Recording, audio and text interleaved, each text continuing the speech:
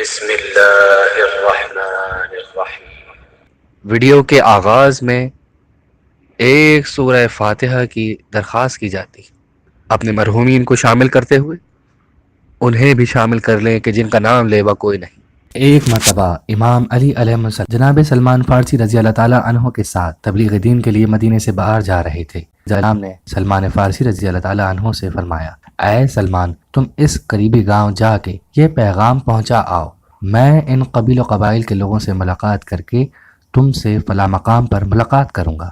سلمان اس گاؤں چلے گئے اور امام علی علیہ السلام تبلیغ دین میں مصروف ہو گئے۔ جب امام علی علیہ السلام اس مقام پہنچے جہاں سلمان سے ملنے کا ارادہ کیا تھا تو ظہر کا وقت قریب آ پہنچا۔ امام علی علیہ السلام نے ایک شخص کو اپنے قریب پایا۔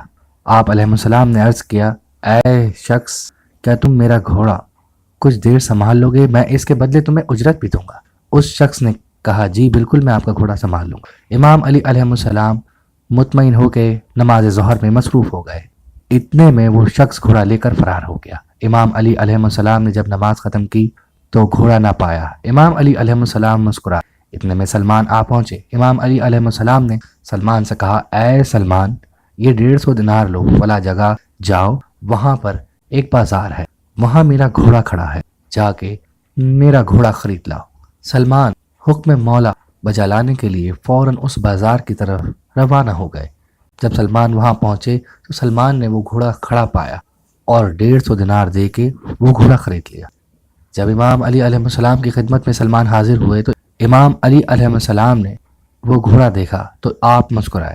آپ کو مسکراتا ہوا دیکھ کر سلمان نے آپ سے دریافت کیا کہ اے مولا، وہ شخص آپ کا گھوڑا لے کے فرار ہو گیا اور اپنا ہی گھوڑا آپ نے 150 دینار میں خرید اور آپ مسکرا رہے ہیں۔ پھر امام علی علیہ السلام نے فرمایا، اے سلمان، میں نے رسول خدا صلی اللہ علیہ وآلہ وسلم سے سنا، انسان کا رزق انسان کی تلاش کرتا ہے۔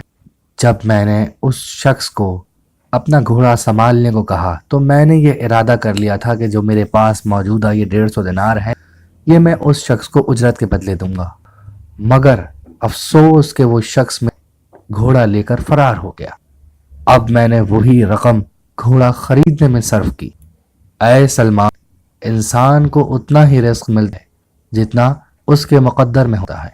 اب وہ انسان کے اختیار میں ہے کہ وہ اسے حلال کر کے حاصل کرے یا حرام کر کے۔